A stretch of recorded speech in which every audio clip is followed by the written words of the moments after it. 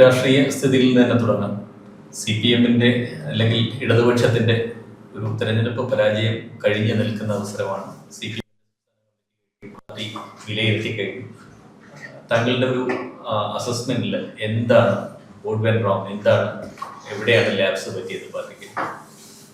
അല്ല, പാർട്ടിക്ക് പറ്റിയിട്ടുള്ള ലാപ്സ് എന്നതിനുപരിയായി കേരളത്തിലെ ഈ വലതുപക്ഷ ശക്തികൾ അതാകെ ഒന്നിച്ചുകൊണ്ട് ഇടതുപക്ഷത്തെ തോൽപ്പിക്കാനുള്ള ആസൂത്രിതമായ പരിശ്രമമാണ് കേരളത്തിൽ നടന്നത്.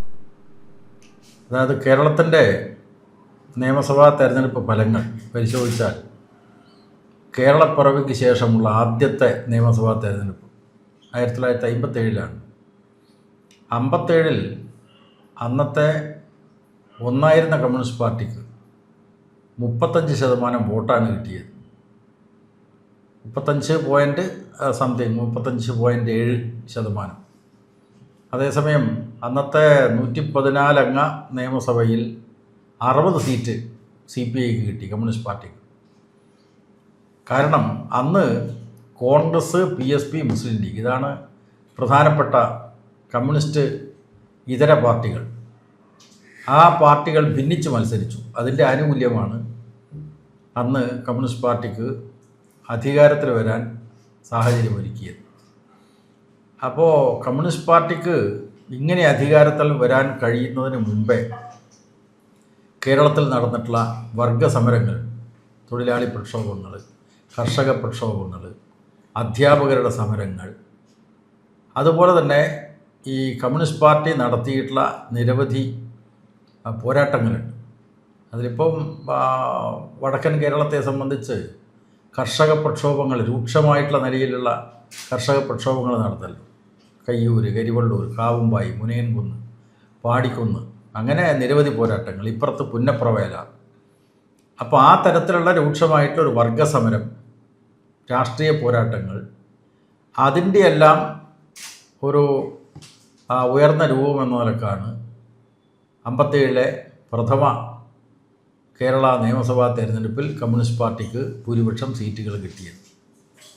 അതേസമയം 1960 തെരഞ്ഞെടുപ്പ് നിങ്ങൾ നോക്കിക്കോ. EMSൻ്റെ ഗവൺമെൻറ്റിനെ പിരിച്ചുവിടുന്നതിന് വേണ്ടി എല്ലാ പിന്തിരിപ്പൻ ശക്തികളും ഒത്തുചേർന്നു. അത് ജാതി സംഘടനകൾ, ജാതി പ്രമാണിമാർ, അതുപോലെ തന്നെ മത പൗരോഹിത്യം പ്രത്യക്ഷമായിട്ട് ഇറങ്ങിയിട്ടാണല്ലോ വിമോചന സമരം നടത്തുന്നത്. ആ വിമോചന സമരത്തെ തുടർന്ന് EMS ഗവൺമെൻറ്റിനെ കേന്ദ്ര സർക്കാർ പിരിച്ചുവിട്ടു. 60 തെരഞ്ഞെടുപ്പ് നടത്തിയപ്പോൾ കമ്മ്യൂണിസ്റ്റ് പാർട്ടിയുടെ വോട്ട് ശതമാനം 39 വർദ്ധിച്ചു. അതേസമയം സീറ്റ് 29 കുറഞ്ഞു. അപ്പോൾ കേരളത്തിലെ വലതുപക്ഷ ശക്തികൾ ഒന്നിച്ചപ്പോൾ സീറ്റിൻ്റെ കാര്യത്തിൽ പിറകോട്ട് പോയി, വോട്ട് കൂടി. ഇതാണ്. അപ്പോൾ അത് ഇന്ന് നമ്മൾ പരിശോധിക്കുമ്പോൾ അതിനുശേഷം ഒട്ടേറെ ദശകങ്ങൾ പിന്നിട്ടു. ഈ 10 വർഷത്തെ കേരളത്തിലെ പിണറായി സർക്കാരിൻ്റെ ഭരണം നവലിബറൽ നയങ്ങളുടെ കാര്യത്തിൽ തീർച്ചയായിട്ടും ഒരു ബദൽ നയങ്ങളെ അടിസ്ഥാനപ്പെടുത്തി ഒരു പുതിയ മാതൃക കേരളത്തിൽ സൃഷ്ടിക്കുകയായിരുന്നു. 5 വർഷം കഴിഞ്ഞതിന് ശേഷമാണ് 2021 തെരഞ്ഞെടുപ്പ് നടന്നത്. 2016-21 ആ കാലത്ത് ഒരു ജനാധിപത്യ വ്യവസ്ഥയിലെ തിരഞ്ഞെടുക്കപ്പെട്ട ഗവൺമെൻറ് പ്രതിസന്ധി ഘട്ടത്തിൽ എങ്ങനെയാണോ പ്രവർത്തിക്കേണ്ടത് എന്നതിൻ്റെ ഉത്തമ മാതൃകയായിരുന്നു ആ ആദ്യത്തെ പീരീഡിലെ ഗവൺമെൻറ്. അതിൻ്റെയൊക്കെ ഫലമായിട്ട് ഇപ്പോൾ കോവിഡ് മഹാമാരിയുടെ ഒരു പ്രത്യേകത എന്ന് പറഞ്ഞാൽ മുൻ അനുഭവമില്ലാതെയാണ്. ഇതാണ് വസൂരി, അതുപോലെ കോളറ, ഇതൊക്കെ മുന്നനുഭവമില്ലാത്തൊരു മഹാമാരിയെ നേരിടുന്ന കാര്യത്തിൽ, അതുപോലെ തന്നെ വെള്ളപ്പൊക്കക്കെടുതി നേരിടുന്ന കാര്യത്തിൽ അന്ന് കേരളത്തിലെ LDF സർക്കാർ കാണിച്ച ഇച്ഛാശക്തി, ജനങ്ങളുടെ മേലെയുള്ളൊരു മേധാശക്തി ഉണ്ടല്ലോ, അതുപോലെ തന്നെ ജനങ്ങൾക്ക് നൽകിയിട്ടുള്ള സഹായങ്ങൾ, ഇതൊക്കെ കേരളത്തിലെ ഒരു ഇടത്തരം വിഭാഗത്തെ അടക്കം ഇടതുപക്ഷത്തേക്ക് മാറുന്ന നിലയുണ്ടായി. അതാണ് 21 തെരഞ്ഞെടുപ്പിൽ 99 സീറ്റുകളോടുകൂടി LDF അധികാരത്തിൽ വരാൻ ഇടയായത്. ഈ തുടർഭരണം കേരളത്തിലെ വലതുപക്ഷ ശക്തികളെ വല്ലാതെ നിലക്ക് പ്രകോപിപ്പിച്ചിട്ടുണ്ട്. അവർ ഒരു അധികാരത്തിലേക്ക് തിരിച്ചെത്താനുള്ള ആക്രാന്തത്തോടു കൂടി അന്ന് മുതൽ നടത്തിയിട്ടുള്ള പരിശ്രമം, അതാണ് 2026 വലതുപക്ഷ ശക്തികളുടെ ആകെ തന്നെ ഏകോപനം. ഒരു രണ്ടാം വിമോചന സമരമാണ് ഇപ്പൊ നടന്നത് എന്നാണോ? തീർച്ചയായിട്ടും അങ്ങനെ നമുക്ക് കണക്കാക്കാം. കാരണം 59 വിമോചന സമരത്തിൻ്റെ പുതിയ കാലത്തിൻ്റെ പതിപ്പാണ് യഥാർത്ഥത്തിൽ ഈ കാലത്ത് നടന്നിട്ടുള്ളത്. അത് വളരെ പ്ലാൻഡ് ആയിട്ടുള്ള ഒരു പ്രവർത്തനമായിരുന്നു. അതിൻ്റെ ഒരു പ്രത്യേകത അത് തീർച്ചയായിട്ടും അതല്ലേ നമ്മുടെ ദൗർബല്യം എന്ന് പറയുന്നത്. ദൗർബല്യം ഉണ്ടായിട്ടുണ്ട്. കാരണം നിങ്ങൾ 59 വിമോചന സമരത്തിൻ്റെ ഒരു പ്രത്യേകത, ഇപ്പോൾ ഫാദർ വടക്കൻ്റെ ഒരു ആത്മകഥയും അന്നത്തെ കമ്മ്യൂണിസ്റ്റ് വിരുദ്ധ ശക്തികളെ ആകെ തന്നെ രംഗത്തിറക്കുന്നതിന് വേണ്ടി ഫാദർ വടക്കനാണ് അദ്ദേഹത്തിൻ്റെ വാഗ്ധോരണി വളരെ ഫലപ്രദമായിട്ട് ഉപയോഗിച്ചത്. ആണ് ഏറ്റവും വലിയ പ്രഭാഷകനായിരുന്നു ഫാദർ വടക്കൻ. ആ ഫാദർ വടക്കൻ്റെ ആത്മകഥ പിന്നീട് വന്നിട്ടുണ്ട്. അതിൻ്റെ പേര് കുതിപ്പും കതപ്പും എന്നാണ്. അന്ന് വിമോചന സമരത്തിൽ പ്രധാനപ്പെട്ട പങ്കുവഹിച്ച ആളാണ് ലോനപ്പൻ നമ്പാട്. അന്ന് അങ്കമാലിയിലൊക്കെ വലിയ പ്രക്ഷോഭത്തിൻ്റെ കേന്ദ്രമായിരുന്നല്ലോ. അദ്ദേഹത്തിൻ്റെ ആത്മകഥ പുറത്തു വന്നിട്ടുണ്ട്. എങ്ങനെയാണ് മതവിശ്വാസികളെ തെരുവിലിറക്കിക്കൊണ്ട് കമ്മ്യൂണിസ്റ്റ് വിരുദ്ധ ജ്വരമുണ്ടാക്കിയത്. ഇതേപോലെ ഈ 2016 ശേഷം 2021 തുടർഭരണത്തിൻ്റെ ജനവിധി വന്നപ്പോൾ കേരളത്തിലെ വർഗീയ ശക്തികൾ, അത് പല പ്രകാരത്തിലുള്ള വർഗീയ ശക്തികളൊക്കെ കേരളത്തിലെ വലതുപക്ഷത്തിൻ്റെ കാലാൾപ്പടയായിട്ട് മാറുന്ന അവസ്ഥയാണ് നമുക്ക് കാണാൻ കഴിയുന്നത്. അപ്പോൾ അത് സൂക്ഷ്മമായി പരിശോധിച്ചാൽ ഇപ്പോൾ വളരെ വ്യക്തമാണ്. ഒന്ന്, ഈ പിണറായി സർക്കാരിനെതിരായിട്ടുള്ള ഒരു വലിയ വികാരം ഉണ്ടാക്കി. അതിൽ മുസ്ലിം മതന്യൂനപക്ഷങ്ങൾക്കിടയിൽ ഒരു മുസ്ലിം ഏകീകരണത്തിൻ്റെ സന്ദേശം കൃത്യമായിട്ട് പോയിട്ടുണ്ട്. അതിനെ ത്വരിതപ്പെടുത്തിയിട്ട പ്രധാനപ്പെട്ട ഘടകമാണ് SIR. SIR എന്ന് പറയുന്നത് നിങ്ങളുടെ മുസ്ലിം സമുദായത്തിലെ അംഗങ്ങളുടെ വോട്ടൊക്കെ നഷ്ടപ്പെടുത്താനുള്ള ഇടയുള്ളതാണ്. അപ്പോൾ അതുകൊണ്ട് മുസ്ലിം സമുദായത്തെ ആകെ തന്നെ ഈ ഒരു ട്രെൻഡിൽ പരമാവധി അവർ SIR അനുസരിച്ച് വോട്ട് ചേർത്തിട്ടുണ്ട്. അപ്പോൾ അതിൽ വളരെ പ്രധാനപ്പെട്ട പങ്ക് വഹിച്ചത് ലീഗും ജമാഅത്തെ ഇസ്ലാമിയാണ്. ഈ ജമാഅത്തെ ഇസ്ലാമി ഇത്രയേറെ പ്രത്യക്ഷമായിട്ട് തെരഞ്ഞെടുപ്പ് പ്രവർത്തനത്തിൽ ഇറങ്ങിയിട്ടുള്ള മറ്റൊരു സന്ദർഭം ഉണ്ടായിട്ടില്ല. ജമാഅത്തെ ഇസ്ലാമിയുടെ പ്രത്യേകത എന്ന് വെച്ചാൽ ലീഗിനാണ് മുസ്ലിം സമൂഹത്തിൽ ഏറ്റവും കൂടുതൽ ബഹുജന സ്വാധീനം. ഏറ്റവും വലിയ പാർട്ടി ലീഗാണെങ്കിലും അതിൻ്റെ ആശയതലം, അതുപോലെ തന്നെ അതിൻ്റെ സംഘാടന മികവ്, മാത്രമല്ല അവർക്കുള്ള പ്രചരണ സംവിധാനം. ലീഗിൻ്റെ ചന്ദ്രിയേക്കാളും ഏറ്റവും വലിയ സർക്കുലേഷനാണല്ലോ മാധ്യമ പത്രത്തിൽ. ലീഗിനില്ലാത്ത ഒന്നാണ് മീഡിയ വൺ. അപ്പോൾ ഇതൊക്കെ ഏകോപിപ്പിച്ചുകൊണ്ട് ഒരു മാറ്റം ആവശ്യമാണ്. ഇതാണ് സന്ദേശം, മനസ്സിലായില്ലേ? അതിൻ്റെ ഒരു വലിയ പ്രചരണം, അതായത് നിങ്ങൾ 10 വർഷം കേരളത്തിൽ ഭരിച്ചു. ഞാൻ നേരത്തെ സൂചിപ്പിച്ചതുപോലെ ഈ ക്ഷേമ നടപടികൾ, വലിയ നിലക്ക് ക്ഷേമ നടപടികൾ പ്രഖ്യാപിച്ചല്ലോ, നടപ്പാക്കിയല്ലോ. അതുപോലെ തന്നെ വികസന പ്രവർത്തനങ്ങൾ എന്ന് പറഞ്ഞാൽ ഇപ്പം ധവളപത്രം പുറത്തിറക്കിയല്ലോ. അപ്പോൾ അതിലൊക്കെ കാണുന്നത് ബഡ്ജറ്റിന് പുറത്ത് വരുമാനമുണ്ടാക്കി വികസന പ്രവർത്തനങ്ങളുടെ കാര്യത്തിൽ ഒരു കുതിശിയാട്ടം ഉണ്ടാക്കി കേരളത്തിൽ. 1 ലക്ഷം കോടിയിലധികം റുപ്പിയുടെ വികസന പ്രവർത്തനങ്ങൾ കേരളത്തിൽ നിന്ന്, അതാർക്കും നിഷേധിക്കാനാവാത്ത കാര്യമാണ്. എന്നാൽ അതിലല്ല ഈ വലതുപക്ഷ ശക്തികൾ കേന്ദ്രീകരിച്ചത്. ഒരു ചേഞ്ച് വേണം, ഒരു മാറ്റം വേണം.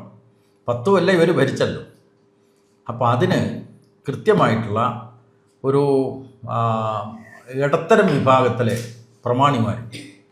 പ്രമാണിമാർ സംഘടിതമായിട്ട് ഇറങ്ങുന്ന കാഴ്ചയാണ് നമുക്ക് അനുഭവപ്പെട്ടത്. അത് കൃത്യമായിട്ട് ഇടതുപക്ഷത്തിന് വിലയിരുത്തിക്കൊണ്ട് അതിനെ മറികടക്കാനായില്ല എന്ന ദൗർബല്യം നിലനിൽക്കുന്നു.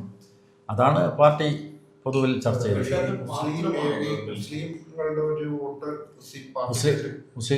മുസ്ലിം വിഭാഗങ്ങളെ തെറ്റിദ്ധരിപ്പിച്ചും പാർട്ടിക്ക് എതിരായിട്ടൊരു വോട്ടുണ്ടായി അവരെ ഏകീകരണത്തിന് ശ്രമിച്ചു എന്നാണല്ലോ. തീർച്ചയായിട്ടും അതിന്റെ. പക്ഷെ അതേസമയം തന്നെ ഇതേപോലെ തന്നെ ക്രിസ്ത്യൻ വിഭാഗങ്ങളുടെ ഇടയിലും അതാണ്. ഹിന്ദു സമൂഹത്തിന്റെ ഇടയിലും പാർട്ടി എന്താണ് കോട്ടകൾക്കുള്ളിലും ഇതേപോലെ തന്നെ പാർട്ടിക്ക് വലിയ തിരിച്ചടിയായി. തീർച്ചയായിട്ടും അപ്പൊ അത് നമ്മൾ പറയുന്നത് ഒരു സമീകരണമില്ലാതെ പോകും. അല്ല, താങ്കൾ പറഞ്ഞത് വളരെ പ്രസക്തമായിട്ട കാര്യമാണ്. പക്ഷേ അതിൻ്റെ ആദ്യത്തെ മുൻകൈ പ്രവർത്തനം ലീഗ് ജമാഅത്തെ ഇസ്ലാമിയാണ് ആരംഭിച്ചത്. അതിൻ്റെ മറ്റ് മേഖലയിലും താങ്കൾ പറഞ്ഞ പോലെ ഈ ക്രിസ്ത്യൻ മേഖലയിൽ ഈ 2019 ശേഷം ഒരു കൃത്യമായിട്ടുള്ള ഒരു സംഘടനാ പ്രവർത്തനമുണ്ട്, CASA, Christian Association for Social Action. അത് കൃത്യമായിട്ട് അത് ലക്ഷ്യം വെക്കുന്നത് ഒന്ന് ക്രിസ്ത്യൻ വികാരമുണ്ടാക്കുക, മുസ്ലിം വിരോധം. പക്ഷേ അതേസമയം അവർ ഒരു ഘട്ടമാകുമ്പോൾ കൃത്യമായിട്ടൊരു ഇടതുപക്ഷ വിരോധം, കമ്മ്യൂണിസ്റ്റ് വിരോധം ഉൽപ്പാദിപ്പിച്ചിട്ടുണ്ട്. ഇതുപോലെ തന്നെ ഈ ഹിന്ദു മാസസിനിടയിലും അവർ ഈ തരത്തിൽ കേരളത്തിലെ ഇടതുപക്ഷ ഭരണം അത് ഹിന്ദു വിരുദ്ധമാണ് എന്ന് പറഞ്ഞുകൊണ്ട് ഹിന്ദു വിഭാഗത്തിൻ്റെ അണിചേരൽ വലതുപക്ഷത്തിന് അനുകൂലമാക്കി ഉണ്ടാക്കിയിട്ടുണ്ട്. അതിൽ ഈ ശബരിമല ഇഷ്യൂ അത് ഉപയോഗപ്പെടുത്തിയിട്ടുണ്ട്. അപ്പോൾ നാനാപ്രകാരത്തിൽ ഈ ഇത്തരം സംഘടനകളുടെ ഏകോപിച്ച പ്രവർത്തനം കേരളത്തിലെ വലതുപക്ഷത്തിന് അനുകൂലമായിട്ടാണ് വന്നത്. അതെന്തുകൊണ്ട് മുൻകൂട്ടി കാണാൻ കഴിഞ്ഞില്ല എന്നുള്ളതാണ് ചോദ്യം. അല്ല, ഒന്നും കണ്ടിട്ടില്ല എന്ന് പറഞ്ഞുകൂടാ, പക്ഷേ അതിന് അതിജീവിക്കാനായില്ല. ഇതാണ് നമ്മൾ പ്രധാനമായിട്ട് ഊന്നൽ കൊടുത്തത്. ഈ വികസന നേട്ടങ്ങൾ, ക്ഷേമ നടപടികൾ, പ്രധാനപ്പെട്ട പാഠം എന്താണെന്ന് പറഞ്ഞാൽ ഈ വികസനക്ഷേമ പ്രവർത്തനങ്ങൾ കൊണ്ട് മാത്രം രാഷ്ട്രീയമായിട്ടുള്ള ചേരിതിരിവിൽ മാറ്റം ഉണ്ടാക്കാൻ കഴിയും, വോട്ട് കിട്ടില്ല. തങ്ങളിൽ പറഞ്ഞ കാരണങ്ങളൊക്കെ നിൽക്കുമ്പോൾ തന്നെ മുസ്ലിം കമ്മ്യൂണിറ്റിയെ, മുസ്ലിം സമൂഹത്തെ ഒന്നാകെ എലിനേറ്റ് ചെയ്യുന്ന രീതിയിൽ CPM-നകത്ത് നിന്നുള്ള പല നേതാക്കളുടെയും പ്രസ്താവന കണ്ടിന്യൂസ് ആയിട്ട് വന്നു. അപ്പൊ അത് മാറ്റി നിർത്തിക്കൊണ്ട് ഈ മുസ്ലിം കൺസോളിഡേഷൻ മാത്രമാണ് ഇഷ്യൂ എന്ന് കാണുന്നതിലൊരു പ്രശ്നമില്ലേ? അതായത് ഇതിൽ നമ്മൾ കാണേണ്ടത് പ്രാഥമികമായിട്ട് എന്താ, അവരുടെ ഒരു തീരുമാനമുണ്ട്. ആ തീരുമാനം പ്രാവർത്തികമാക്കാൻ വേണ്ടി അവർ പരിശ്രമിച്ചു. അത് വേണ്ടത്ര മനസ്സിലാക്കാതെ ചില പ്രതികരണങ്ങൾ ഇടതുപക്ഷത്തിൻ്റെ ഭാഗത്തു നിന്നും ഉണ്ടായിട്ടുണ്ട്. മെയിൻ റീസൺ എന്താ, അവരുടെ തീരുമാനമാണ്. അത് അവരാ തീരുമാനം നടപ്പാക്കി കേരളത്തിലെ തുടർഭരണത്തെ ഇല്ലാതാക്കുന്നതിന് വേണ്ടിയുള്ള ആസൂത്രണം നടന്നിട്ടുണ്ട്. പക്ഷെ അപ്പോഴും ഇടതുപക്ഷത്തിന് വോട്ട് ചെയ്യുന്ന ഇപ്പം പല വിഭാഗങ്ങളുണ്ട്. ജമാഅത്തുണ്ട്, മുജാഹിദുണ്ട്. അതിൽ ജമാഅത്ത് കടുത്ത CPM വിരുദ്ധരാണ്. മുജാഹിദിലുള്ളവരും അല്ലാതെ സംസ്ഥയിലുള്ളവരിലും പല വിഭാഗങ്ങളിലുള്ളവർ ഇടതുപക്ഷത്തിന് ഇപ്പോഴും വോട്ട് ചെയ്യുന്നവരുണ്ട്. അപ്പം നമ്മൾ ആകെ കാടടച്ച് ഇങ്ങനെ പറയുന്നത് ഒരു മുസ്ലിം ഈ CPM-നെതിരെ ഇപ്പം നിലനിൽക്കുന്ന ഒരു ആക്ഷേപമുണ്ട്. ഇടത് ഹിന്ദുത്വ എന്ന് പറയുന്ന ഒരു വലിയ ക്യാമ്പയിൻ തന്നെ വന്നിരുന്നു. അതിനെ നമ്മൾ സമ്മതിച്ചു കൊടുക്കുന്നത് പോലെയാണ്. അല്ല, അതായത് ഈ ഇടതുപക്ഷ ജനാധിപത്യ പ്രസ്ഥാനങ്ങൾക്ക് കേരളത്തിൽ ഒരു 85 ലക്ഷം വോട്ട് കിട്ടിയല്ലോ കേരളത്തിൽ. അതിൽ വിശ്വാസികളായിട്ടുള്ള ഹിന്ദു, വിശ്വാസികളായിട്ടുള്ള മുസ്ലിം, വിശ്വാസികളായിട്ടുള്ള ക്രിസ്ത്യാനികളൊക്കെ വോട്ട് ചെയ്തിട്ടുണ്ട്. പക്ഷേ പ്രധാനപ്പെട്ട ഒരു ഒഴുക്ക് ഈ വർഗീയ ശക്തികൾ നടത്തിയ പ്രവർത്തനത്തിൻ്റെ ഫലമായി വലതുപക്ഷത്തേക്ക് പോയിട്ടുണ്ട്. അത് 2021 തെരഞ്ഞെടുപ്പിൽ ഇങ്ങോട്ട് വന്നു ഇടതുപക്ഷത്തേക്ക്.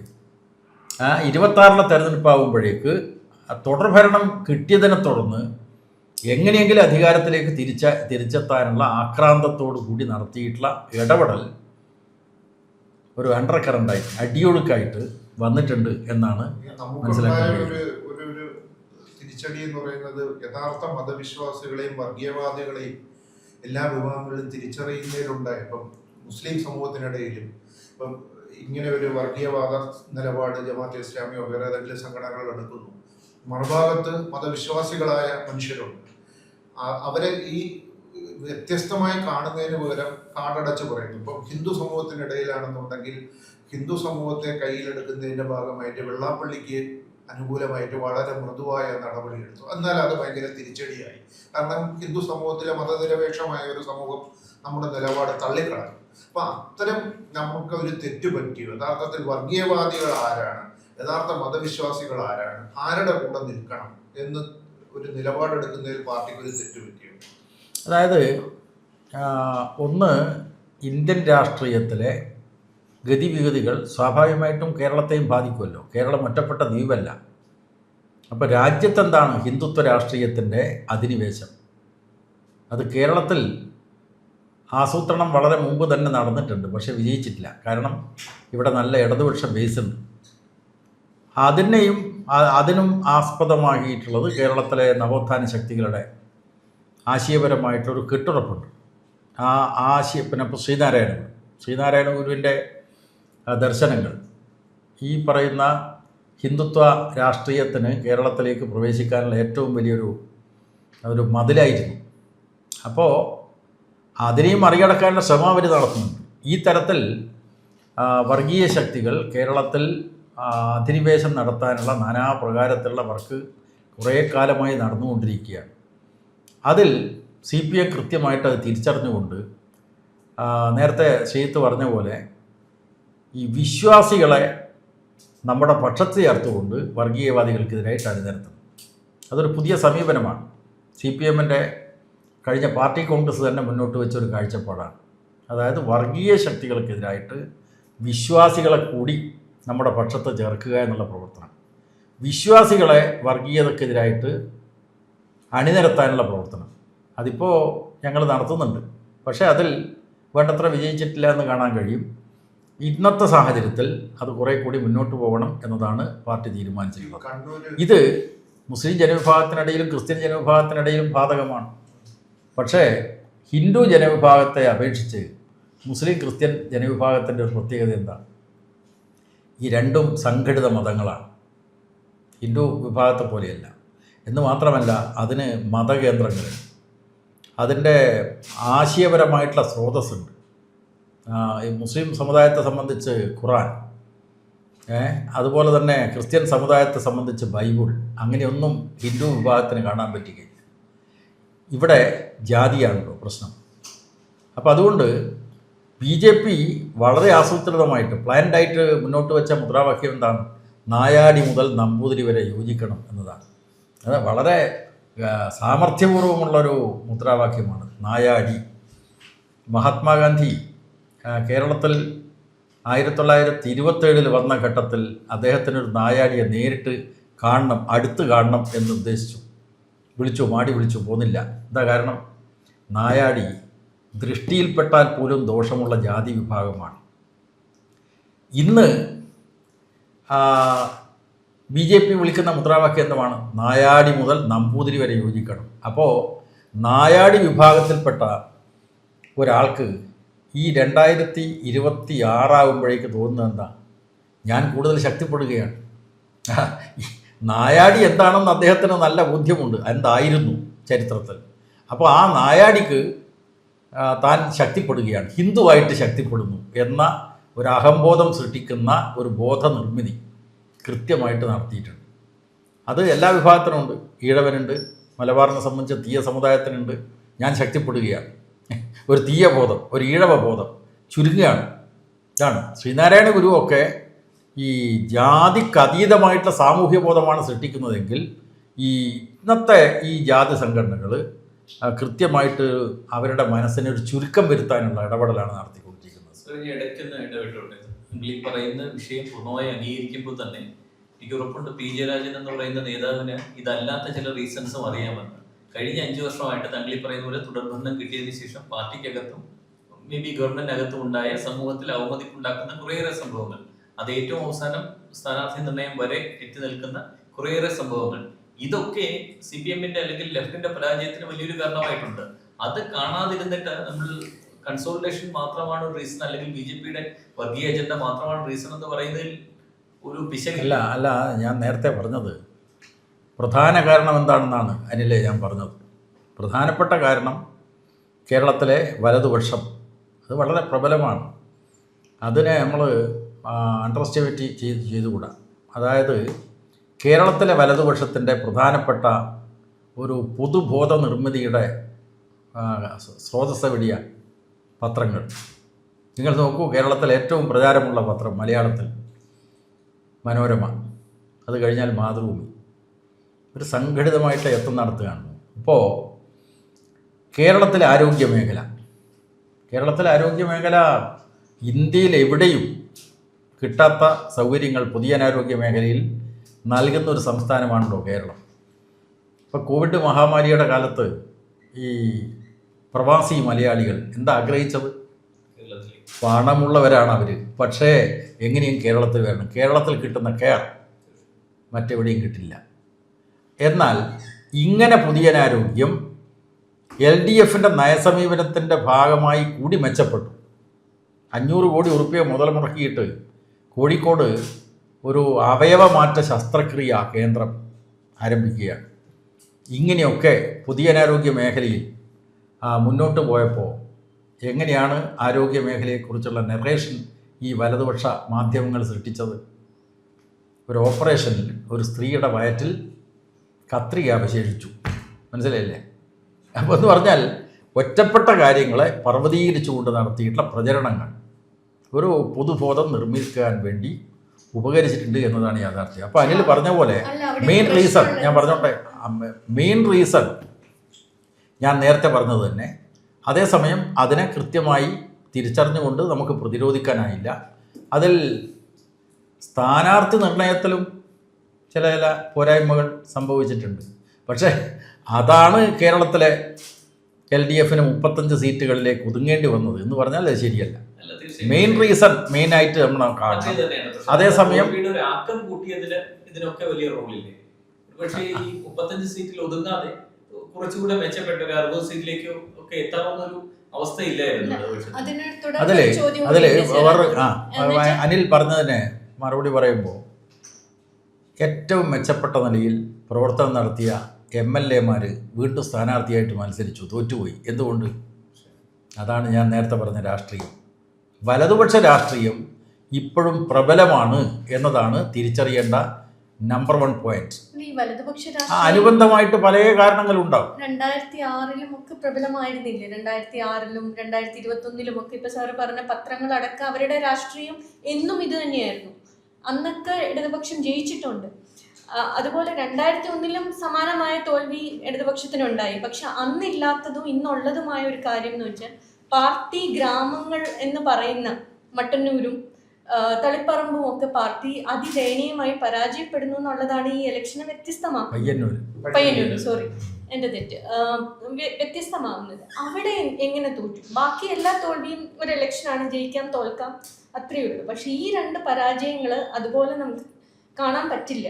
അവിടെയാണ് എന്ത് സംഭവിച്ചു എന്നുള്ളൊരു ചോദ്യം. അല്ല, പയ്യന്നൂരിലും തളിപ്പറമ്പിലും ഉള്ള പരാജയം പ്രത്യേകമായിട്ട് പരിശോധിക്കണം എന്നതാണ് പാർട്ടി തീരുമാനിച്ചിട്ടുള്ളത്. അതേസമയം നമ്മൾ തെരഞ്ഞെടുപ്പ് ഫലത്തെ വിലയിരുത്തുന്ന അവസരത്തിൽ അത് പയ്യന്നൂർ പരാജയത്തിൻ്റെ അടിസ്ഥാനത്തിലാണ് കേരളത്തിൽ തിരിച്ചടി ഉണ്ടായത് എന്ന് പറയുന്നത് ശരിയല്ല എന്ന് ഞാൻ പറയുന്നത്. മെയിൻ റീസൺ ഞാൻ നേരത്തെ പറഞ്ഞിട്ടുണ്ട്. അതേസമയം നമ്മൾ ഓരോ തെരഞ്ഞെടുപ്പ് ഫലത്തെയും വിലയിരുത്തുമ്പോൾ ആ തെരഞ്ഞെടുപ്പ് നടക്കുന്ന മൂർത്തമായ രാഷ്ട്രീയ സാഹചര്യം ഉണ്ടല്ലോ, കോൺക്രീറ്റ് ആയിട്ടുള്ള സിറ്റുവേഷൻ, അതൊരു പ്രധാനപ്പെട്ട ഘടകമാണ്. ഇപ്പോൾ 1991 ജില്ലാ കൗൺസിൽ തെരഞ്ഞെടുപ്പാണെന്നല്ലോ. ഞാനൊക്കെ അന്ന് പ്രഥമ ജില്ലാ കൗൺസിലിലേക്ക് തിരഞ്ഞെടുക്കപ്പെട്ടാണ്. ആ തെരഞ്ഞെടുപ്പ് വിജയം നിയമസഭാ തെരഞ്ഞെടുപ്പിലും ആവർത്തിക്കുമെന്ന് കണ്ടുകൊണ്ട് നിയമസഭ പിരിച്ചുവിട്ട് തെരഞ്ഞെടുപ്പിലേക്ക് പോയി. തെരഞ്ഞെടുപ്പിനിടയിലാണ് രാജീവ് ഗാന്ധിയുടെ വധം. മനസ്സിലായില്ലേ? അപ്പോൾ തെരഞ്ഞെടുപ്പ് നടക്കുന്ന സന്ദർഭം, മൂർത്തമായ ഒരു രാഷ്ട്രീയ സാഹചര്യത്തിൻ്റെ ആനുകൂല്യം അന്ന് വലതുപക്ഷത്തിന് അനുകൂലമായി കിട്ടി, ഇടതുപക്ഷത്തിന് കിട്ടുമെന്നാണ് പ്രതീക്ഷിച്ചത്. അപ്പോൾ അതുകൊണ്ട് ഞാൻ നേരത്തെ പറഞ്ഞത് തന്നെയാണ് ഈ തെരഞ്ഞെടുപ്പിലെ ഇടതുപക്ഷത്തിൻ്റെ തിരിച്ചടിക്ക് പ്രധാനപ്പെട്ട കാരണം. നിങ്ങളീ പറഞ്ഞ പോലെ പയ്യന്നൂർ തളിപ്പറമ്പ് അത് പ്രത്യേകമായിട്ട് പരിശോധിക്കണം എന്നാണ് പാർട്ടി തീരുമാനിച്ചിട്ടുള്ളത്.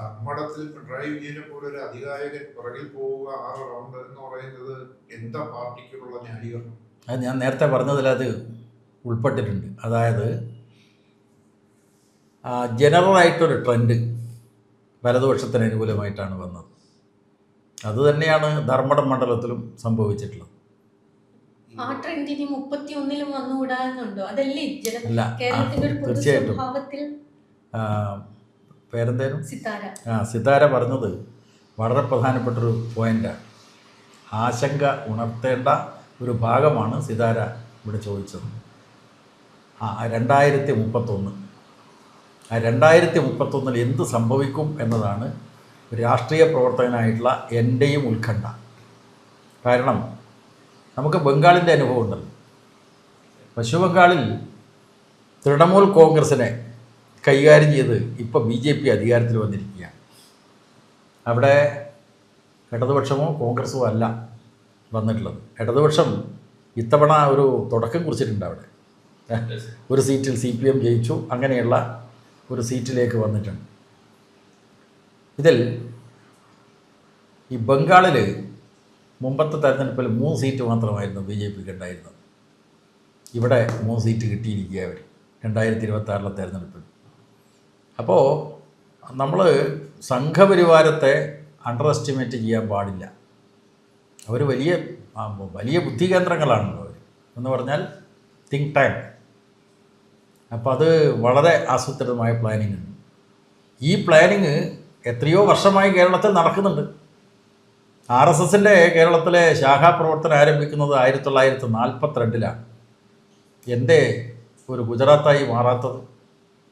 എന്തേ മധ്യപ്രദേശായി മാറാത്തത്? എന്തേ മഹാരാഷ്ട്രയായി മാറാത്തത്? കേരളത്തിൽ അതിൻ്റേതായിട്ടുള്ള പ്രത്യേകതയുണ്ട്. ഒന്ന്, നവോത്ഥാന പ്രസ്ഥാനങ്ങൾക്ക് ശേഷം കമ്മ്യൂണിസ്റ്റ് പാർട്ടിയും ലെഫ്റ്റും നേടിയിട്ടുള്ള ഒരു ആശയപരമായിട്ടുള്ള ആധിപത്യമാണ്.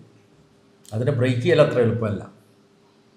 പല ശ്രമങ്ങളും അവർ നടത്തിയിട്ടുണ്ട്. ഇപ്പോൾ ശിവഗിരി എൻ്റെ ഇപ്പം വന്നിട്ടുള്ളൊരു പുസ്തകമുണ്ടല്ലോ, സനാതനികളുടെ ഹിന്ദുത്വ വഴികൾ. ആ പുസ്തകത്തിലെ ആദ്യത്തെ അധ്യായത്തിൻ്റെ പേര് ഗ്രാൻഡ് ഡിസൈൻ്റെ ആവർത്തനം എന്നാണ്. ഈ ഗ്രാൻഡ് ഡിസൈൻ എന്നുള്ള പേര് കേരളകൗമുദി പത്രാധിപരായിരുന്ന MS മണിയുടെ ഒരു പുസ്തകത്തിൽ ഉൾപ്പെട്ടതാണ്.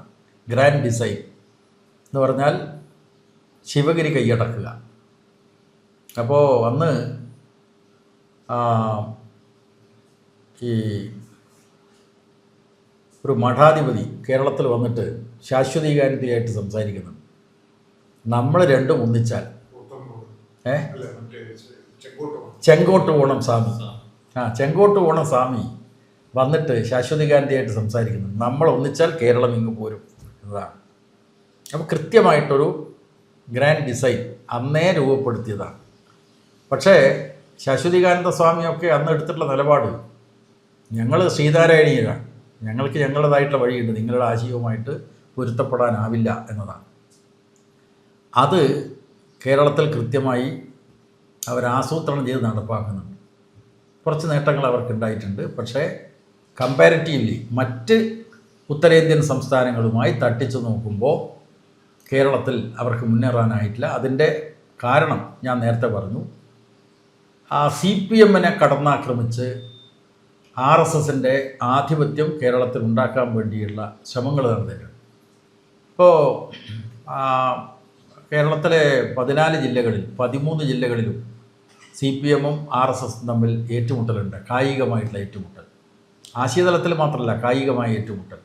ഞാൻ ചോദിക്കുന്നത്, കേരളത്തിൽ എന്തേ ഈ മതനിരപേക്ഷത പറയുന്ന കോൺഗ്രസിനെ RSS ലക്ഷ്യം വെക്കാത്തത്? അവർ മുസ്ലിം വിരുദ്ധരാന്നാണ് പൊതുവിൽ പറയാറ്. എന്തേ കേരളത്തിലെ ലീഗിനെ അവർ ലക്ഷ്യം വെക്കാത്തത്? CPMനെയാണ്. കാരണം RSSൻ്റെ പ്രചാരകനായിരുന്ന P. നാരായണൻ എഴുതിയിട്ടുള്ള പുസ്തകവും, ആ പുസ്തകത്തിൽ അദ്ദേഹം പറയുന്നത് ഈ തൊഴിലാളികൾ ഒന്നിച്ച് പണിയെടുക്കുന്ന സ്ഥാപനങ്ങളൊക്കെ കമ്മ്യൂണിസ്റ്റുകാരുടെ നഴ്സറികളാണ്. ആ തൊഴിലാളി സ്ഥാപനങ്ങൾക്ക് നേരെ, ഫാക്ടറികൾക്ക് നേരെയുള്ള ആക്രമണം. യഥാർത്ഥത്തിൽ കേരളത്തിലെ 14 ജില്ലകളിൽ 13 എണ്ണത്തിലും CPMൻ്റെ 215 പ്രവർത്തകന്മാരെ RSSകാർ കൊലപ്പെടുത്തിയിട്ടുണ്ട്. അത് വെറുതെ ഉണ്ടായതല്ല. ചില മാധ്യമങ്ങളൊക്കെ ഈ കണ്ണൂർ രാഷ്ട്രീയമാണ്, കണ്ണൂരിലെ ചില നേതാക്കന്മാർക്ക് രക്തം കാണണം, അങ്ങനെയാണല്ലോ, അങ്ങനെയൊക്കെ പല നറേഷനും ഉണ്ടാക്കിയിട്ടുണ്ട്. പക്ഷേ യഥാർത്ഥത്തിൽ അത് കൃത്യമായിട്ടൊരു പദ്ധതിയാണ്. CPMനെ കായികമായിട്ട് തകർക്കുക, മേധാവിത്വം, ഒരു കായിക ശക്തിയായിട്ട് RSS മുന്നോട്ട് വരിക. അപ്പോൾ അതെല്ലാം നടത്തിയെങ്കിലും വിജയിച്ചില്ലല്ലോ. അപ്പോൾ ആ റെസിസ്റ്റൻസിന് വളരെ പ്രധാനപ്പെട്ട പങ്കുണ്ട് എന്നതാണ് ഞാൻ പറയാൻ ആഗ്രഹിക്കുന്ന ഒരു കാര്യം. ഇപ്പോഴും അതിനുള്ള ശ്രമങ്ങൾ നടന്നുകൊണ്ടിരിക്കുകയാണ്. പക്ഷേ അവർക്ക് മുന്നോട്ട് പോകാനായില്ല, എന്നാൽ നേട്ടങ്ങളുണ്ടാക്കി. അതാണല്ലോ നിയമസഭയിൽ 3 സീറ്റുകൾ അവർ നേടിയത് കാണിക്കുന്നത്. അത് നേരത്തെ സിതാര പറഞ്ഞതുപോലെ 2031 അവരുടെ ലക്ഷ്യമാണ്. 3-ൽ നിന്ന് മുന്നോട്ട് പോകാനുള്ള കൃത്യമായ പദ്ധതി കേരളത്തിൽ നടപ്പാക്കും എന്ന് തന്നെയാണ് കരുതുന്നത്. അതിനെ ചെറുത്ത് തോൽപ്പിക്കാനുള്ള ഉത്തരവാദിത്വം കേരളത്തിലെ ഇടതുപക്ഷം നിർവഹിക്കണം. അതിലേക്കുള്ള എന്തൊക്കെയായിരിക്കും നമ്മുടെ തിരുത്തൽ നടപടികൾ, അല്ലെങ്കിൽ BJP കൗണ്ടർ ചെയ്യുക എന്നുള്ളതിൽ എന്തൊക്കെയായിരിക്കും ഇടതുപക്ഷത്തിന്റെ ആക്ഷൻസ് ഇനി വരുന്ന 5 വർഷങ്ങൾ? അതായത് പ്രധാനമായിട്ടും നേരത്തെ ശ്രീജിത്തോടെ പറഞ്ഞതുപോലെ വിശ്വാസികളെ അന്യമത വിരോധത്തിലേക്ക് നയിക്കുക, ഇതാണല്ലോ അവർ ചെയ്യുന്നത്. അപ്പോൾ അതിൽ ഞാൻ എൻ്റെ പുസ്തകത്തിൽ പറയുന്നൊരു കാര്യമുണ്ട്. ഭാഗവത സപ്താഹ യജ്ഞം കേരളത്തിൽ അടുത്ത കാലത്ത് നടത്തിയിട്ടുള്ള ചില സന്യാസിമാരുടെയും മറ്റും സ്വാമിമാരുടെയും മറ്റും പ്രഭാഷണ പരിപാടിയുടെ പേരാണ് ഭാഗവത സപ്താഹ യജ്ഞം. അപ്പോൾ കണ്ണൂരിലെ ഒരു അമ്പലത്തിൽ, ചിറക്കൽ അമ്പലം, അവിടെ ഭാഗവത സപ്താഹ യജ്ഞം ഒരു സ്വാമിയാണ്. ഈ പ്രഭാഷണമൊക്കെ വളരെ പ്ലാൻഡാണ്. അപ്പോൾ ഭാഗവതത്തിലെ 2 ശ്ലോകം ചൊല്ലുക, എന്നിട്ട് പിണറായി വിജയനെ പറ്റി പറയാം, കമ്മ്യൂണിസ്റ്റുകാരെ പറ്റി പറയാം. അപ്പോൾ ഈ സപ്താഹ യജ്ഞം കേൾക്കുന്ന സ്ത്രീകളിൽ തന്നെ എതിർപ്പുണ്ടായി. ഭാഗവതത്തിൽ പിണറായി വിജയനെ പറ്റിയോ കമ്മ്യൂണിസ്റ്റുകാരെ പറ്റിയോ വല്ലതും പറഞ്ഞിട്ടുണ്ടോ? മനസ്സിലായില്ലേ? ഒരു പ്ലാൻഡ് വർക്കാണ്. അപ്പോൾ ആശയതലത്തിൽ ഈ ഒരു ട്രെൻഡ് ഉണ്ടാക്കുക. പക്ഷേ ഹിന്ദു എന്ന് പറഞ്ഞാൽ അതിൻ്റെ ഏകീകരണം ഉണ്ടാക്കണം.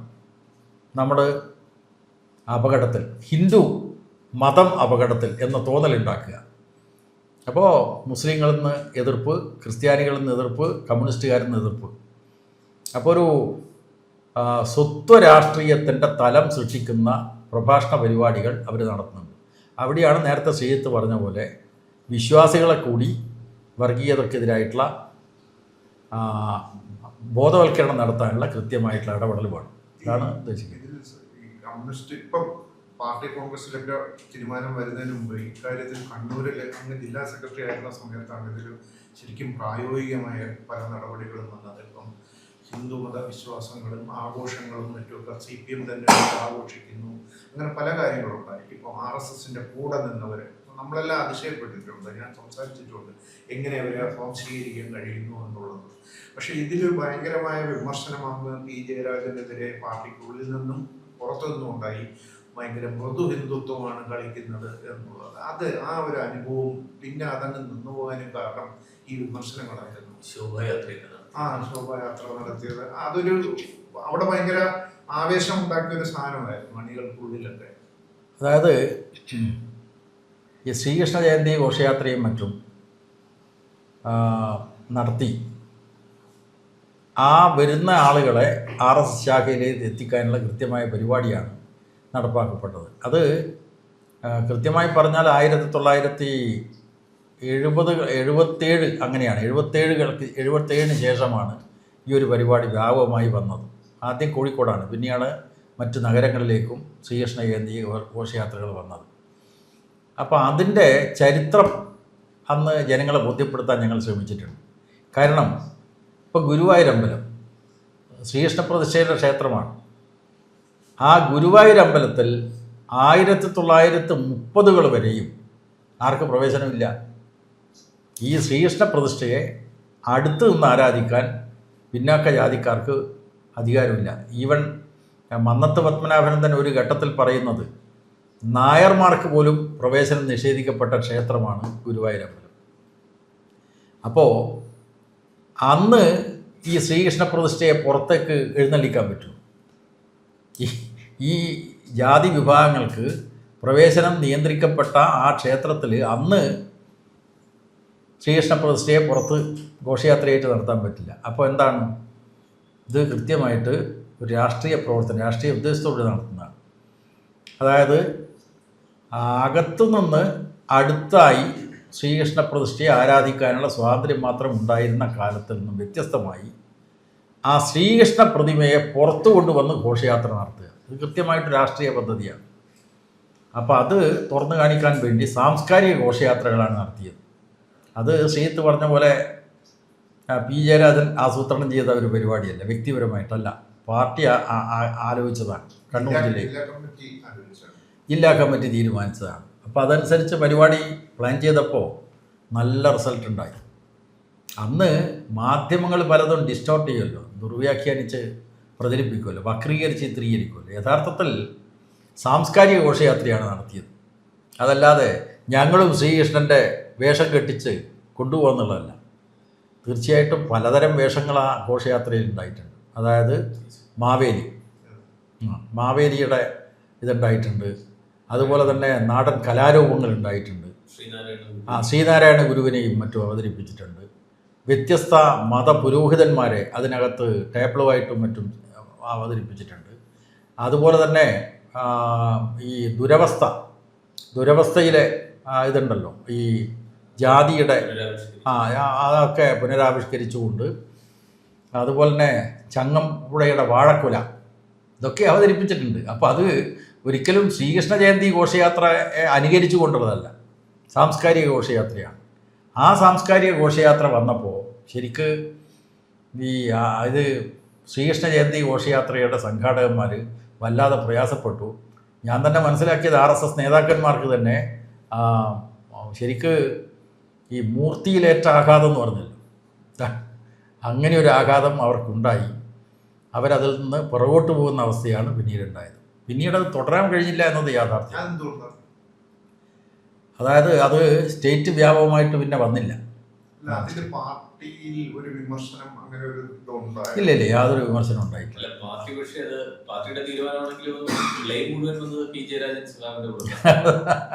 അങ്ങനെയാണല്ലോ വരിക.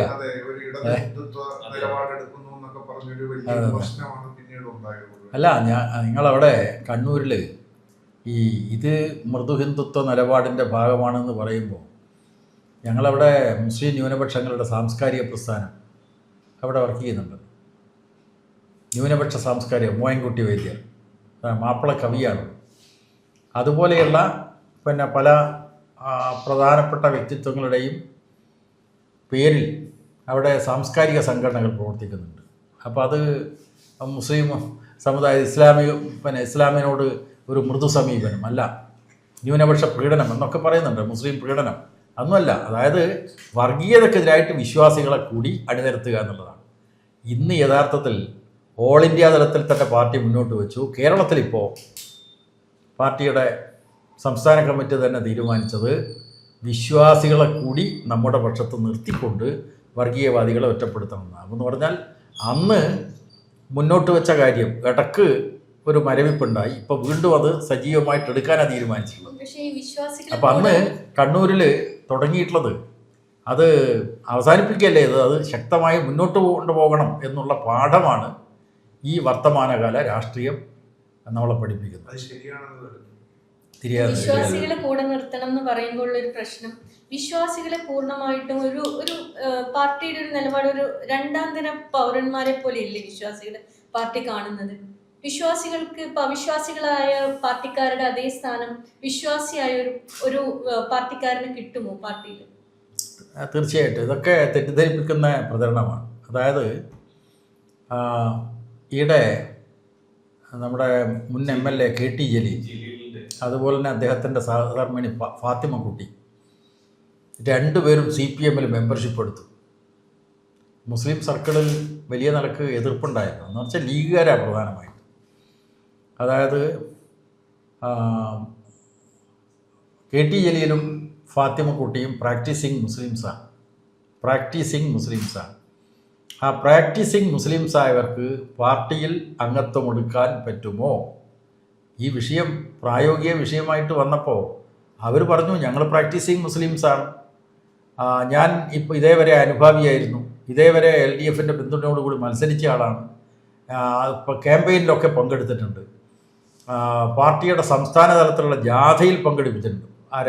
ജലീൽ പാർട്ടി മെമ്പർ അല്ലാത്ത സമയത്ത് അവിടെ ആ ജാഥയുടെ ഭാഗമായി പോയപ്പോൾ ഈ നിസ്കാര സമയത്ത് അവിടെ ഇറങ്ങിയിട്ട് പള്ളിയിൽ പോയിട്ട് നിസ്കരിച്ച് ഞാൻ വന്നിട്ടുണ്ട്. അതിനൊരു വിലക്കുമില്ല. ഇത് ഈ കമ്മ്യൂണിസ്റ്റ് പാർട്ടിയിലേക്ക് വിശ്വാസികൾ അണിനിരക്കുന്നതിനെ ഭയപ്പെടുന്ന ഈ മുസ്ലിം രാഷ്ട്രീയക്കാരുണ്ടല്ലോ, അവരാണ് ഇങ്ങനെ ഒരു നറേഷൻ ഉണ്ടാക്കുന്നത്. അല്ല, അംഗത്വം എടുക്കാം, അത് ആർക്കും എടുക്കാം. എൻ്റെ ചോദ്യം സ്പെസിഫിക്കലി ഇതാണ്: ഒരു സ്റ്റേറ്റ് കമ്മിറ്റിയിലേക്കോ സെക്രട്ടേറിയറ്റിലേക്കോ ഒരു വിശ്വാസിയായ ഹിന്ദുവിനോ ക്രിസ്ത്യനോ മുസ്ലിമിനോ വരാൻ പറ്റുമോ? അല്ല, ടി.കെ. ഹംസ വേറൊരു ഉദാഹരണമല്ല. അദ്ദേഹം സ്റ്റേറ്റ് കമ്മിറ്റി അംഗമായിരുന്നു. അദ്ദേഹം പ്രാക്ടീസിങ് മുസ്ലിമാണ്. അപ്പോൾ അതുകൊണ്ട്, അതായത് ഞാൻ നേരത്തെ പറഞ്ഞല്ലോ, ഹിന്ദു മുസ്ലിം ക്രിസ്ത്യൻ എല്ലാം ഒരേ നിലക്ക് നമ്മൾ പരിഗണിക്കാൻ പറ്റില്ല. കാരണം അതിൻ്റെ ഘടനയിൽ വ്യത്യാസമുണ്ട്. സംഘടിത മതങ്ങളുണ്ട്, സംഘടിതമല്ലാത്ത ഈ ഹിന്ദു വിഭാഗങ്ങളുണ്ട്. അപ്പോൾ അതിനകത്ത് കുറേ കൂടി പിന്നെ ഈ ഈശ്വര വിശ്വാസികളല്ലാത്തവരുണ്ട്. ഇതാണ്. അതേസമയം അതിനെ വിലക്കുന്ന ഒരു കാര്യവും CPM-നെ സംബന്ധിച്ചിടത്തോളം ഇല്ല എന്നതാണ്. ചോദ്യം ഇതാണ്: വിശ്വാസിയായ ഒരു ഹിന്ദുവിന് CPM-ന്റെ സ്റ്റേറ്റ് സെക്രട്ടറി ആവാൻ പറ്റുമോ? ഈ ചോദ്യം വരുന്നത് 95% വിശ്വാസികളായിട്ടുള്ള ഒരു സമൂഹത്തിലാണ് നമ്മൾ നിൽക്കുന്നത്. ആ ഒരു കോണ്ടെക്സ്റ്റിൽ വിശ്വാസികളെ പാർട്ടിയുടെ ഉന്നതങ്ങളിലേക്ക് ഉയർത്തില്ല എന്ന് വാശി പിടിക്കുന്ന ഒരു പാർട്ടിക്ക് എത്രമാത്രം വളരാൻ പറ്റും? അല്ല, വാശി പിടിക്കുന്നുവെന്ന് നിങ്ങളിങ്ങനെ ആരോപിക്കുക എന്നല്ലാതെ, ഞാൻ പറഞ്ഞല്ലോ, സംസ്ഥാന കമ്മിറ്റി അംഗമായിട്ടുള്ള ടി.കെ. ഹംസ പ്രാക്ടീസിങ് മുസ്ലിം ആയിരുന്നു എന്ന് ഞാൻ പറഞ്ഞല്ലോ. ഇപ്പോൾ സ്റ്റേറ്റ് കമ്മിറ്റിയില്ല, അദ്ദേഹം ഒഴിവായി ആരോഗ്യ പ്രശ്നങ്ങളാൽ. പുള്ളി ചോദിക്കുന്നത്, ഒരു ഹിന്ദു അമ്പലത്തിൽ പോകുന്ന, ഗുരുവായൂർ പോകുന്ന ഒരു ഹിന്ദു സ്റ്റേറ്റ് സെക്രട്ടേറിയറ്റിലോ സ്റ്റേറ്റ് കമ്മിറ്റിയിലോ കഴിയുമോ? അത് നമ്മൾ ഒരു ഭാവനയെ അടിസ്ഥാനപ്പെടുത്തിയിട്ടാണല്ലോ നോക്കുന്നത്. യഥാർത്ഥത്തിൽ ശബരിമലക്ക് പോകുന്ന ഒരാൾ, അല്ല അമ്പലത്തിൽ സ്ഥിരമായിട്ട് പോകുന്ന ആൾ, അദ്ദേഹത്തിന് പാർട്ടി അംഗത്വം കിട്ടുന്നതിന് യാതൊരു തടസ്സവുമില്ല. അതേസമയം നിങ്ങൾ ഒരു കമ്മ്യൂണിസ്റ്റ് പാർട്ടിയുടെ നേതാവ് എന്ന് പറയുന്നത് സ്വാഭാവികമായിട്ടും മാർക്സിസം ലെനിനിസത്തെ അടിസ്ഥാനപ്പെടുത്തിയിട്ട് അതിൻ്റെ ആശയപരമായിട്ടുള്ള തലം പുഷ്ടിപ്പെടുത്തേണ്ടത്. ആശയപരമായിട്ടുള്ള തലം എന്ന് പറയുന്നത് ജനങ്ങൾക്കിടയിൽ നടക്കുന്ന വർഗ സമരങ്ങളിൽ ഭാഗവാക്കാകുക എന്നുള്ളതാണ്. അങ്ങനെ വരുമ്പോൾ ഈ പ്രപഞ്ചത്തെ സംബന്ധിച്ച് മാർക്സിസ്റ്റുകാർക്ക് കൃത്യമായിട്ടുള്ള കാഴ്ചപ്പാടുണ്ട്, ധാരണയുണ്ട്. പ്രപഞ്ചത്തെ സംബന്ധിച്ചുള്ള ധാരണ എന്ന് പറഞ്ഞാൽ വൈരുദ്ധ്യാത്മക ഭൗതികവാദം തന്നെയാണ്, യാതൊരു സംശയവുമില്ല. അതേസമയം നിങ്ങൾക്ക് പാർട്ടി മെമ്പർഷിപ്പ് എടുക്കുന്നതിന് യാതൊരു തടസ്സവുമില്ല. എന്തുകൊണ്ട്? രാഷ്ട്രീയ തലത്തിൽ വിശ്വാസികളടക്കമുള്ളവരെയാണ് കമ്മ്യൂണിസ്റ്റുകാർ ഒന്നിപ്പിക്കുന്നത്. നാനാവിശ്വാസികളെ ഒന്നിപ്പിക്കുക. ഒരു തെരഞ്ഞെടുപ്പ് രാഷ്ട്രീയമായിട്ടുള്ള വർഗസമരത്തിൻ്റെ ഭാഗമാണ്. ആ തെരഞ്ഞെടുപ്പിൽ നാനാവിശ്വാസികളെ ഒന്നിപ്പിക്കാൻ കമ്മ്യൂണിസ്റ്റ് പാർട്ടി പരിശ്രമിക്കുന്നു. ഒരു സാമ്പത്തികമായിട്ടുള്ള താല്പര്യങ്ങൾ കൃഷിക്കാർക്ക് ന്യായമായിട്ടുള്ള വില കിട്ടണം, താങ്ങുവില കിട്ടണം എന്നൊക്കെ പറഞ്ഞിട്ട് പ്രക്ഷോഭം നടത്തുന്നു കൃഷിക്കാർ. അപ്പോൾ നിങ്ങൾ ചർച്ചിൽ പോകുന്ന ആളാണോ, നിങ്ങൾ പള്ളിയിൽ പോകുന്ന ആളാണോ, നിങ്ങൾ അമ്പലത്തിൽ പോകുന്ന ആളാണോ നോക്കുമോ? അതേസമയം മാർക്സിസം ലെനിനിസം എന്ന് പറയുന്നത് അതിൻ്റെ ആശയതലം ഭൗതികവാദത്തിൻ്റെ ചേരിയിലാണ്. അതുകൊണ്ടാണ് ഈ വിശ്വാസികളെ രണ്ടാം തരം ആയി ചോദ്യം വരുന്നത്. രണ്ടാം തരമായി കാണുന്നില്ലല്ലോ. കാരണം കമ്മ്യൂണിസ്റ്റ് പാർട്ടിയിൽ അംഗമാവുക എന്ന് പറയുന്നത് തന്നെ ഒരു എല്ലാവരെയും നാനാവിശ്വാസികളെ ഉൾക്കൊള്ളുന്ന ഒന്നാണ് കമ്മ്യൂണിസ്റ്റ് പാർട്ടി എന്നതിൻ്റെ തെളിവാണ്. അല്ലല്ല, നേതാവാകുന്നതിന് യാതൊരു തടസ്സവും ഇല്ല. അപ്പോൾ ഇതിവിടെ മാത്രമുള്ളതല്ല. അതായത് ഈ ലോകത്തിലെ കമ്മ്യൂണിസ്റ്റ് പ്രസ്ഥാനത്തിൻ്റെ ചരിത്രം പരിശോധിച്ചാൽ നിരീശ്വരവാദം പ്രചരിപ്പിക്കുക എന്നത് ഈ സാർവദേശീയ തൊഴിലാളി വർഗ പ്രസ്ഥാനത്തിൻ്റെ ചരിത്രത്തിൽ ഉണ്ടായിട്ടില്ല. എന്ന് മാത്രമല്ല, നിരീശ്വരവാദം അജണ്ടയായിട്ട് പ്രഖ്യാപിച്ച ഒരു നേതാവുണ്ടായിരുന്നു, ബക്കുനിൻ, മാർക്സൊക്കെ ജീവിച്ചിരിക്കുന്ന സമയത്ത്. അപ്പോൾ അദ്ദേഹം വിപ്ലവത്തിൻ്റെ അജണ്ട, വിപ്ലവമാണല്ലോ കമ്മ്യൂണിസ്റ്റുകാർ ലക്ഷ്യം വെക്കുന്നത്. നിലവിലുള്ള സാമൂഹ്യ സാമ്പത്തിക സംവിധാനക്രമത്തെ മാറ്റി തീർക്കാനുള്ള വിപ്ലവം നടത്തേണ്ടവരാണ് കമ്മ്യൂണിസ്റ്റുകാർ. അപ്പോൾ അതിൻ്റെ അജണ്ട എന്തായിരിക്കണം? 1, നിരീശ്വരവാദം പ്രചരിപ്പിക്കുക. 2, ഭരണകൂടത്തെ തകർത്ത് തരിപ്പണമാക്കുക. 3, എല്ലാവിധ രാഷ്ട്രീയ പ്രവർത്തനങ്ങളും അവസാനിപ്പിക്കുക. ഇതിനെ മാർക്സ് തന്നെ എതിർത്തിട്ടുണ്ട്. അപ്പോൾ ഞാൻ പറഞ്ഞു വരുന്നത്, നിങ്ങൾ ഒരു കമ്മ്യൂണിസ്റ്റുകാരനെ സംബന്ധിച്ചിടത്തോളം നിങ്ങൾ വിശ്വാസിയാണ്, ദൈവവിശ്വാസിയാണ്, ഓക്കെ, നിങ്ങൾക്ക് പാർട്ടി മെമ്പർഷിപ്പ് തരാം. പക്ഷേ അതേസമയം മാർക്സിസം ലെനിനിസത്തിൻ്റെ ദാർശനികമായിട്ടുള്ള തത്വങ്ങൾ നിങ്ങൾ പഠിച്ചിരിക്കണം. നിങ്ങളുടെ ദൈനംദിന ജീവിതത്തിൽ എന്താണ്? നിങ്ങൾക്ക് വല്ലാതെ കഷ്ടപ്പാടുണ്ട്, നിങ്ങൾക്ക് തൊഴിലില്ല, നിങ്ങൾക്ക് വലിയ പ്രയാസം പെടുന്നുണ്ട്, സാമ്പത്തികമായിട്ട് പ്രയാസമുണ്ട്. ആ പ്രയാസം പരിഹരിക്കുന്നതിനുള്ള സമരത്തിൽ നമുക്ക് ഒന്നിക്കാം.